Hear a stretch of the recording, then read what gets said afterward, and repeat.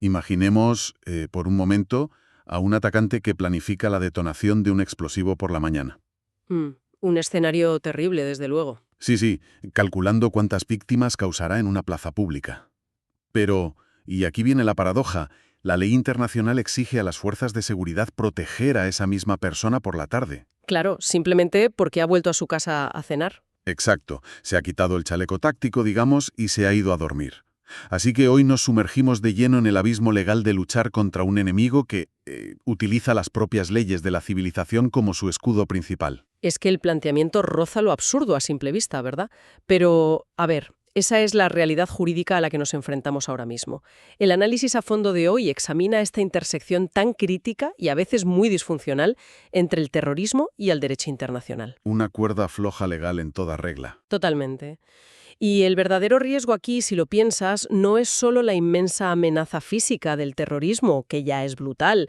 El peligro más profundo es cómo la reacción frente a él puede resquebrajar los cimientos del orden jurídico mundial. Vale, pues vamos a desgranar esto porque tiene tela.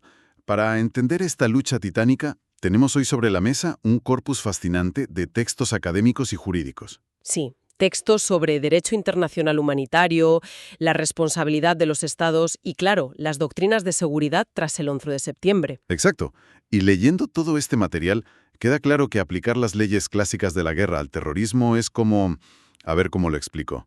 Como intentar usar un antivirus tradicional contra un fallo en tu propio código central. Me gusta esa metáfora, sí. Claro, porque el antivirus está programado para identificar amenazas externas claras, con sus uniformes, sus fronteras, ya sabes, pero el terrorismo opera infiltrándose desde dentro. Y cuando el Estado intenta usar ese antivirus a la fuerza, a lo bruto, termina borrando su propio disco duro. O sea, describe a la perfección el colapso del principio de distinción, porque sabemos que los manuales clásicos del derecho internacional humanitario, el famoso DH, asumen que los ejércitos van a enfrentarse en un campo de batalla delimitado, ¿no? Un escenario de guerra tradicional, vaya. Eso es, el derecho de la Haya y el de Ginebra.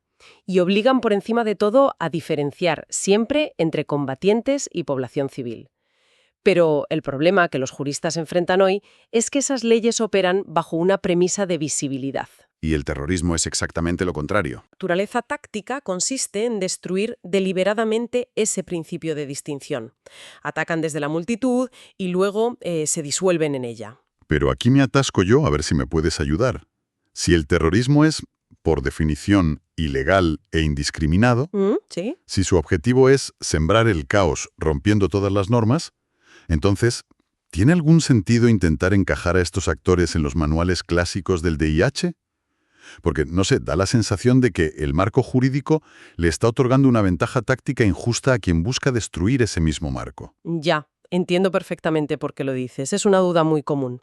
Pero lo fascinante aquí es que el DIH no existe en absoluto para legitimar al terrorista ni para darle ninguna ventaja. Entonces, ¿para qué insistimos tanto en aplicarlo? Pues su función principal en este escenario, la razón por la que como juristas nos aferramos a él, es para que actúe como un dique de contención para los propios estados. O sea, para atar en corto a los gobiernos, digamos. Exacto. El objetivo es impedir que un Estado, en su desesperación por defender a la gente, descienda al mismo nivel de barbarie. El derecho intenta salvar al Estado de sus propios peores instintos. Claro, asegurando el principio de proporcionalidad. Justo.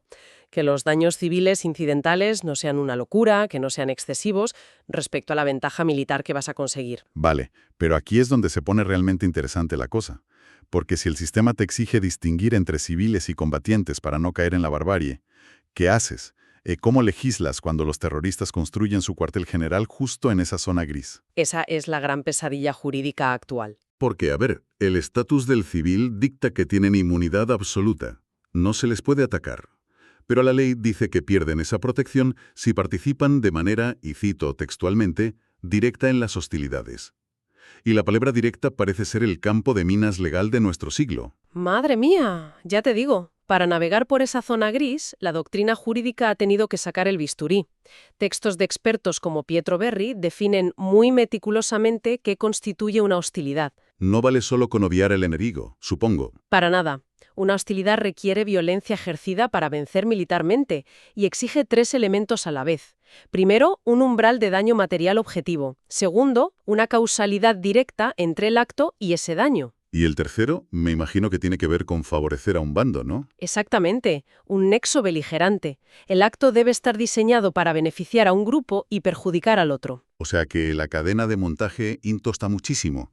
Si imaginemos una persona provee alimentos a un grupo armado en la montaña o empaqueta munición en una fábrica a cientos de kilómetros, Eso se consideraría participación indirecta, sí. o sea, mantiene su protección civil frente a un bombardeo letal. Correcto, mantiene la inmunidad. Pero si esa misma persona planifica las coordenadas de un ataque o, no sé, decide plantarse físicamente delante de un lanzamisiles como escudo humano voluntario, Ahí la cosa cambia drásticamente. su participación pasa a ser directa, ¿verdad? La inmunidad se evapora en ese instante. Así es, pierden la protección. Pero el matiz es aún más complejo cuando analizamos, por ejemplo, a los líderes religiosos o ideológicos, esos que incitan a la inmolación desde un atril. Uy, eso es un temazo. ¿Qué pasa con ellos? Pues los textos subrayan que un discurso incendiario, por muy atroz que sea, no es participación directa en las hostilidades. ¡Qué barbaridad! O sea que no se les puede tocar. Ese líder conserva su inmunidad frente a un ataque militar, a menos, claro, que se demuestre que está participando activamente en decisiones operativas y tácticas concretas. Es una diferencia sutil, pero vuelve locos a los servicios de inteligencia. Ya, me imagino, claro. Y esto nos devuelve a mi escenario del principio, fíjate. La anomalía del terrorista a tiempo parcial. La puerta giratoria esta del estatus civil. El gran dolor de cabeza del DIH moderno. Claro, alguien que planta un explosivo por la mañana se convierte en objetivo militar legítimo. Pero al volver a su casa a cenar, ¿qué pasa? Recupera su escudo protector mágico como civil. Esa famosa puerta giratoria amenazaba con hacer colapsar todo el sistema militar de respuesta y obligó a los juristas internacionales a, inventar una ficción legal, el concepto de la participación prolongada. ¿Y eso qué significa exactamente en la práctica? Pues se determinó que un individuo que asume una función continua de combate dentro de un grupo organizado no recupera su inmunidad civil durante sus periodos de inactividad física. Se asume que ese supuesto descanso en el sofá de su casa es, en realidad, la fase preparatoria de su próximo ataque. Ya vale, pero pongámonos en la piel de los que operan esto. ¿Cómo sabe un operador de drones a 5.000 kilómetros de distancia si el objetivo que está tomando un café en una terraza es un miembro con participación prolongada en fase preparatoria? Es casi imposible. Claro. O si resulta que la semana pasada decidió abandonar la violencia para siempre y ha vuelto a ser un civil normal. Esto exige un nivel de clarividencia sobre el terreno que, francamente, roza la ciencia ficción. Totalmente de acuerdo. Y esa exigencia de inteligencia hiperprecisa es el motor de la siguiente gran crisis de la que hablan nuestros textos. Ante la imposibilidad operativa de saber quién es quién, basándose en rutinas ambiguas, los estados chocan contra un muro de pura frustración. Una frustración que, imagino, les lleva a saltarse las normas. Efectivamente. Es ahí donde las estructuras estatales a veces deciden que el marco legal es un obstáculo insalvable y recurren a tácticas que, literal, dinamitan el orden internacional. Es que, claro, si le exigimos a un Estado que actúe con guantes de seda procesales ante un grupo invisible que busca, ya sabes, maximizar masacres en las calles, el Estado va a buscar atajos. Es la reacción casi inevitable, aunque sea ilegal. Se siente como si el derecho internacional pidiera un suicidio moral en nombre del papeleo y del procedimiento. Las fuentes, de hecho, recogen casos muy oscuros. Sí, los años posteriores al 11 de septiembre son un claro ejemplo. Exacto.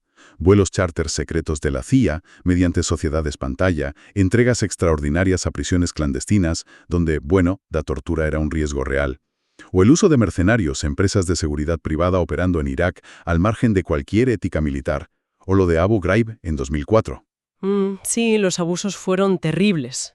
Y la respuesta del derecho ante esta externalización del trabajo sucio es el concepto de la responsabilidad internacional del Estado. La imputación. O sea, ¿cómo castigas a un país por lo que hace un mercenario privado? Esa es la clave. La ley establece que se requiere demostrar un control efectivo sobre las operaciones específicas o que el Estado asuma públicamente ese acto como propio. Ya, o sea que simpatizar en secreto no cuenta. No, simpatizar ideológicamente o darles dinero en general no basta para culpar al Estado directamente de un ataque concreto. Por eso fue tan complejo el debate sobre Afganistán y Al-Qaeda. Claro. Y paradójicamente, fíjate, este exceso de celo de los estados por controlar todo no solo genera abusos en la sombra, sino que asfixia a los que intentan hacer el bien a plena luz del día. Te refieres al choque con la ayuda humanitaria, supongo. Exacto. El análisis muestra cosas increíbles como el certificado antiterror de USAID, que se ha convertido en un cuello de botella letal. Obligan a las ONGs a garantizar por escrito que ni un solo céntimo llegará a grupos terroristas. El efecto dominó de esas políticas de no contacto absoluto es francamente devastador. Instituciones cuya esencia es la neutralidad, como la Cruz Roja Internacional, de pronto se ven paralizadas. Porque si se equivocan van a la cárcel, ¿no? Al cual. Se enfrentan a procesos penales por financiación del terrorismo, si, por ejemplo, intentan entregar medicinas a civiles que, por desgracia, viven en territorios controlados por Hamás o los talibanes. ¡Qué locura! O sea, castigamos a la población cautiva para aislar al terrorista. Por eso el sector humanitario exige exenciones clarísimas. Quieren estar blindados frente a las leyes antiterroristas para poder hacer su trabajo. Pero a ver, yo sigo haciendo de abogado del diablo aquí, poniéndome en la piel del estratega del gobierno. Frente a un riesgo inasumible de un atentado masivo, la reacción instintiva es que el fin justifica los medios. El famoso pragmatismo oscuro. Eso es. La ilegalidad de aislar a la Cruz Roja o de usar centros secretos se percibe como, bueno, el precio a pagar por no luchar con una mano atada a la espalda. Ya, pero es que ese pragmatismo oscuro choca de frente con la conclusión de juristas, como el Caide, que citamos mucho en el corpus de hoy. Él demuestra cómo esa represión desproporcionada deslegitima por completo al Estado. Pierden la razón, vamos. Exacto.